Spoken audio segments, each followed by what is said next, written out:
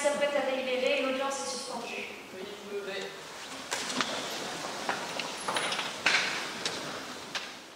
Monsieur Duchard, levez-vous.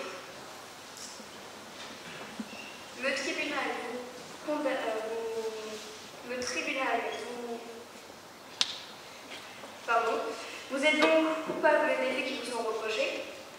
Et pour cet homicide involontaire, le tribunal vous condamne à 5 ans d'emprisonnement, dont 2 ans de sursis et de mise à l'épreuve, avec une obligation de soins et de cure de désintoxication, et 25 000 € d'indemnisation. L'audience est levée. Merci.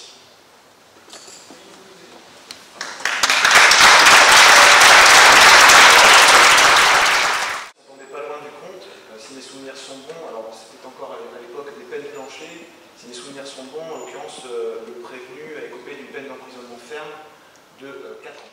Je tiens vraiment à féliciter donc nos élèves parce que vraiment le travail rendu est quasiment proche de la réalité. Moi j'étais dans le fond de la salle et l'ambiance, tout à fait l'ambiance qu'on a dans les tribunaux pour ce type d'audience. Des gentils ou des méchants? Excellente question.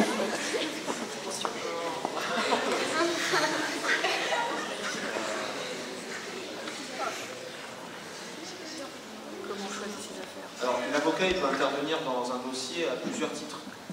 Il peut être choisi, que ce soit par les gentils ou les méchants, comme tu les appelles, même si la réalité est plus complexe. Il peut également être désigné. D'abord, bravo. Et ensuite, finalement, maintenant que vous l'avez fait avec du public, vous direz que ça vous a apporté quoi ou comment vous voyez le fonctionnement de la justice?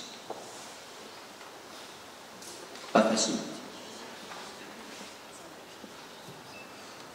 J'avais une autre vision d'un tribunal ou d'une assemblée en général. Je voulais juste vous dire un dernier mot.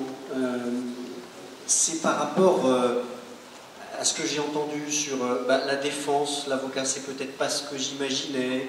Les méchants, les gentils, voilà. Ce qui est très important pour l'avenir, que ce soit en matière de justice ou autre, c'est que vous ayez un regard critique.